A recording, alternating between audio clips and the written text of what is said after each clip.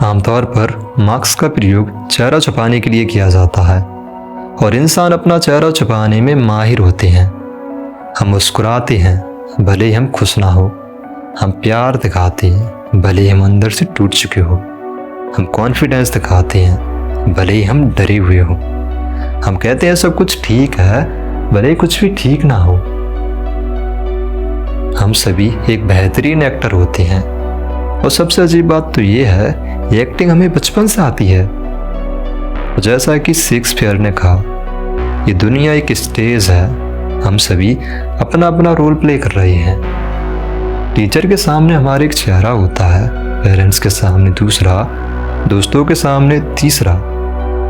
हम सिचुएशन के हिसाब से अपनी आवाज़ बदलते हैं, अपने एक्सप्रेशन बदलते हैं, अपना बिहेवियर बदलते हैं, मोर स्पेसिफिकली अपना मार्क्स बदलते हैं।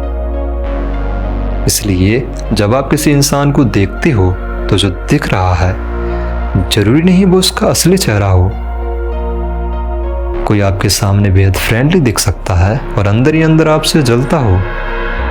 कोई आपके सामने स्माइल कर सकता है, मीठी बातें कर सकता है और उसके इरादे कुछ और हो सकते हैं।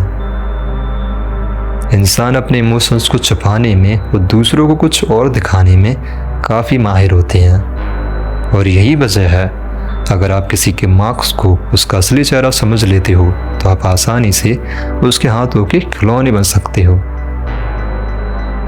तो स्वागत है आपका इस सीरीज में laws of human nature see through people's marks.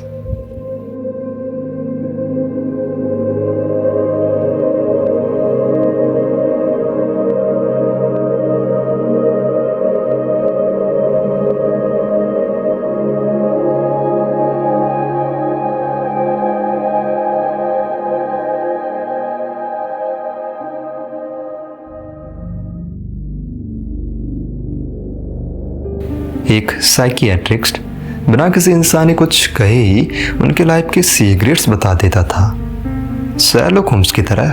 हाँ, कुछ शर्लॉक होम्स की तरह, पर नॉन वर्बल कम्युनिकेशन को ऑब्जर्व करके। नाम था उसका मिल्टन एरिक्सन। लेकिन सवाल ये है ये स्किल उसने सीखी कैसे। इसकी शुरुआत होती है जब मिल्टन एरिक्सन सिर्फ 17 साल के थे।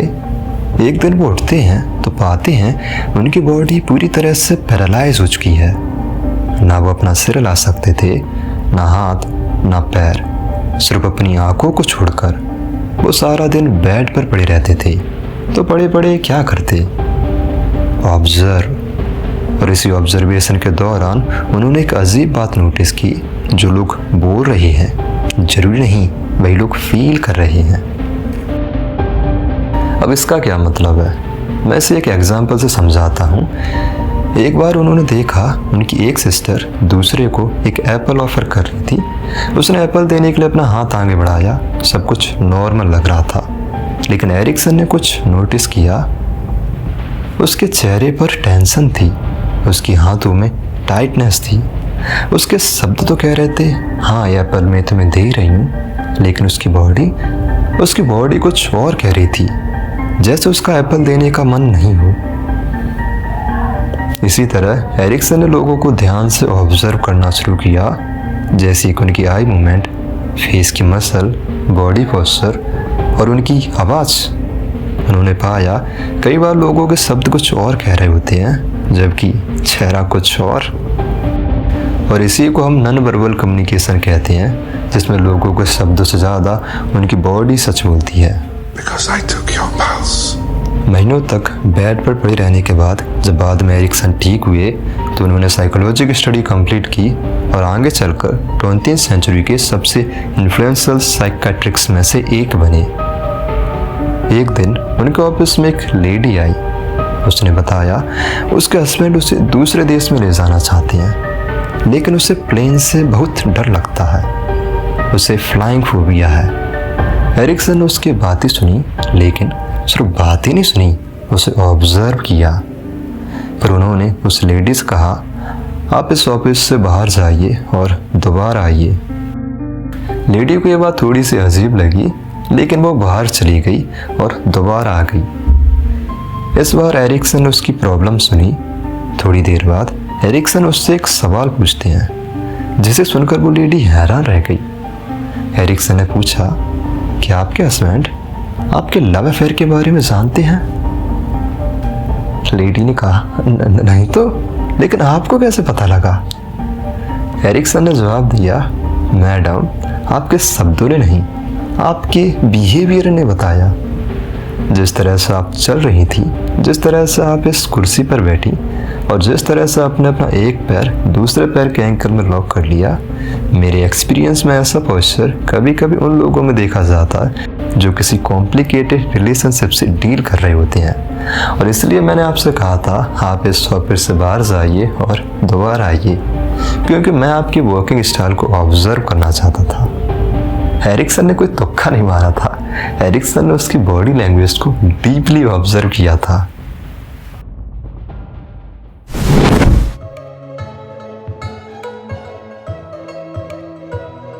तो चलिए आप इस पिक्चर को देखिए, आपको इसमें कौन सा इमोशन दिख रहा है? हैप्पीनेस, एंगर या सैडनेस? ठीक है, अब इस पिक्चर को उल्टा कर देता हूँ। ओहो, डरिए मत, मैं इसे हटा देता हूँ। तो इस घटिया से पिक्चर को दिखाने का क्या मतलब था? देखो, ह्यूमन ब्रेन फेशियल एक्सप्रेशन को रिकॉग्नाइज करने में हाईली स्पेशलाइज्ड है, लेकिन ये कभी कभार धोखा खा जाता है। कभी कभार नहीं, बहुत बार खाता है, क्योंकि हम ह्यूमंस बहुत अच्छे एक्टर होते हैं। हम अंदर से कोई दूसरा इमोशन फील कर रहे होते हैं, लेकिन बाहर चेहरे पर कोई दूसरा दिखाते हैं। तो सवाल ये है, हम फेक और जेन्युइन एक्सप्रेशन को कैसे पहचानें? चलिए आप इन दोनों स्माइल को देखिए और बताइए कौन सी स्माइल जेन्युइन है। ऑब्वियसली दूसरी वाली है, क्योंकि वो ज़्यादा नेचुरल और इंटेंस लग रही है। लेकिन अगर आप इनकी सिर्फ आंखों को देखो तो आप क्लियरली समझ जाओगे कौन सी आंखें स्माइल कर रही हैं, क्योंकि मुंह से ज़्यादा सच आंखें बोलती हैं मेरे भाई। आप इस इमेज में कुछ हद तक फेक और जेन्युइन एक्सप्रेशन को देख सकते हो, लेकिन ह्यूमन फेस इतना भी सिंपल नहीं है।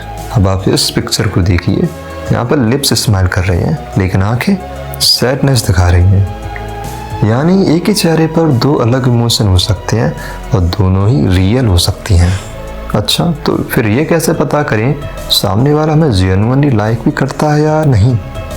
देखो, अगर कोई आपको जेन्युइनली लाइक करता होगा तो जब आप उससे मिलते हो तो उसकी बॉडी और चेहरा थोड़ा सा रिलैक्स दिख सकता है और उसकी वॉइस थोड़ी सी वार्म लग सकती है।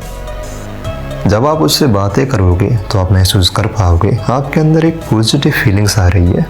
आपकी बॉडी पूरी तरह से रिलैक्स और कंफर्टेबल है और अनकॉन्शियसली आपकी बॉडी या उसकी बॉडी एक दूसरे को मिरर कर रही है। एक स्माइल दूसरे को इंड्यूस कर रही है। आप देखोगे जितना हेड आपका टिल्ट है, थोड़ी देर बाद उतना ही हेड उसका हो जाता है। जिस पोस्चर में आप बैठे हो, थोड़ी देर बाद वैसे ही पोस्चर में वो बैठ जाता है। इसी को हम मिररिंग कहते हैं, जिसमें हमारी बॉडी सामने वाली बॉडी की मिमिक करती है। एग्जैक्टली सेम तो नहीं, लेकिन कुछ हद तक। ग्रीन कहते हैं जब किसी को आप पर क्रश होता है। हाँ, क्रश। जब वो आपकी ओर देखता है तो उसकी आंखें बड़ी हो जाती हैं और पीपल्स डायलेट हो जाती हैं। तो जब भी आपको किसी की आंखें बड़ी होती हुई नजर आए तो आप क्विकली इसके आंखों में देखिए और पीपल्स को नोटिस कीजिए। मैं कह रहा हूँ हाई कांटेक्ट ठीक से होता नहीं, और ग्रीन कह रहे हैं आपको इसकी आंखों में झांक कर पीपल्स को देखना। खैर, हम टॉपिक से भटक रहे हैं। जब कोई आपको डिसलाइक करता है तो जरूरी नहीं वो अपने चेहरे पर दिखाता हो कि वह आपको पसंद नहीं करता, पर उसकी बॉडी पर शायद से दिख सकता है। अगर आप अचानक से उसके सामने आ जाते हो तो आप शुरुआती कुछ सेकंड में देख पाओगे वो आपकी प्रेजेंस की वजह से खुश नहीं है, क्योंकि वही प्लीजेंट मार्क्स पहनने में टाइम लगता है। लेकिन इस बात का ख्याल रखना, जरूरी नहीं वो आपकी प्रेजेंस की वजह से खुश ना हो, उसके कुछ अपने रीजंस भी हो सकते हैं। अगर आप उसके बिहेवियर को थोड़ा और ध्यान से देखो, अगर आप उनकी स्माइल भी देखोगे तो वो जेन्युइन नहीं होगी, most of the time force smile होगी। और सिर्फ स्माइल ही नहीं, अगर आप उनके पैरों की डायरेक्शन भी देखते हो और पाते हो उनके पैर आपकी डायरेक्शन में मूव नहीं बल्कि इधर उधर मूव हो रहे हैं, तो इसका सिंपली मतलब है वो आपसे बात करने में इंटरेस्टेड नहीं है और जल्द से जल्द इस कन्वर्सेशन को ख़त्म करना चाहते हैं। लेकिन कभी कभी ये डिस्कम्फर्ट सिर्फ उनकी बॉडी मूवमेंट पर नहीं, उनके फेस पर भी दिख सकता है। आप उनसे बातें कर रहे हो, आपने कुछ कहा, आप देखते हो उनके हेड पर लाइंस आ जाती हैं, आंखें स्टेयर करने लगती हैं, उनके लिप्स टाइटली प्रेस हो जाते हैं और ओवरऑल बॉडी टेंस दिखने लगती है। तो इसका मतलब है वो आपकी किसी बात को पसंद या एग्री नहीं कर रहे। लेकिन कुछ लोग अपने मार्क्स में इतना माहिर होते हैं, वो अपने इमोशंस को इतनी अच्छी तरह से छुपा लेते हैं कि उनके बिहेवियर से कुछ भी समझना मुश्किल हो जाता है। तो यहाँ आपको क्या करना है? आपको खुद के अंदर देखना है। इतनी एवोल्यूशन के बाद हमारे ब्रेन ने सोशल क्लूज को नोटिस करने की एबिलिटी डेवलप की है कि कभी कभी हमें महसूस होने लगता है इस व्यक्ति के अंदर कुछ तो गलत है। अनकॉन्शियसली हमने उन क्लूज को नोटिस कर लिया जिनको हमारा कॉन्शियस माइंड नोटिस नहीं कर पाया। लेकिन यहाँ पर भी आपको सतर्क रहने की ज़रूरत है। ये सिर्फ फीलिंग्स है, कोई एब्सोल्यूट ट्रुथ नहीं, क्योंकि कभी कभी हमारी फीलिंग्स ही हमें धोखा दे सकती हैं। अगर कोई व्यक्ति आपको किसी बुरे व्यक्ति की याद दिलाता है तो आप कॉन्शियसली या अनकॉन्शियसली उसमें नेगेटिव क्लूज को नोटिस करने लगोगे। इसे कन्फर्मेशन बायस कहते हैं, जिसमें हम उस व्यक्ति में वो चीज़ें नोटिस करने लगते हैं जो हम चाहते हैं। तो सवाल ये है आपको क्या करना है? आपको किसी सिंगल क्लूज से कंक्लूजन नहीं निकालना, बल्कि आपको क्लस्टर्स ऑफ क्लूज ऑब्जर्व करने हैं। फॉर एन एग्जाम्पल, आप किसी के सामने जाते हो, उसका चेहरा तुरंत टेंस हो जाता है, उसकी आवाज़ का टोन बदल जाता है, वो आपकी बातों में बार बार इंटरप्ट करता है, आपकी हर बात में गलतियां निकालता है, आपको नीचा दिखाने के लिए सरगर्म करता है। और जब भी आप दोनों के बीच डिसएग्रीमेंट होती है तो वह बात को समझने की जगह आप पर अटैक करने लगता है। अगर ये बार बार होता है तो ये हॉस्टिलिटी का साइन हो सकता है। तो इस एग्जाम्पल में हमने बहुत सारे क्लूज ऑब्जर्व किए जिनका सहारा सिर्फ एक तरफ था, दुश्मनी। हाँ, एक और बात मैं बता दूं, जब आप किसी को ऑब्जर्व कर रहे हो तो आप उसकी बॉडी को स्कैन मत करने लग जाना और ना ही उसके चेहरे को घूरने लग जाना। नहीं, ऐसा नहीं करना। आपको सिंपली प्रेजेंट रहना है और नेचुरली उन क्लूज को ऑब्जर्व करना है, जैसे कि पैरों की डायरेक्शन, आई के एक्सप्रेशन, फेस की मसल्स और उनकी आवाज़। उनकी आवाज़ आपको बहुत कुछ बता सकती है। आपको नोटिस करना है कि कौन से वर्ड या सेंटेंस बार बार रिपीट कर रहे हैं, वो कह क्या रहे हैं और कहना क्या चाहते हैं। इस चीज़ पर ध्यान दो।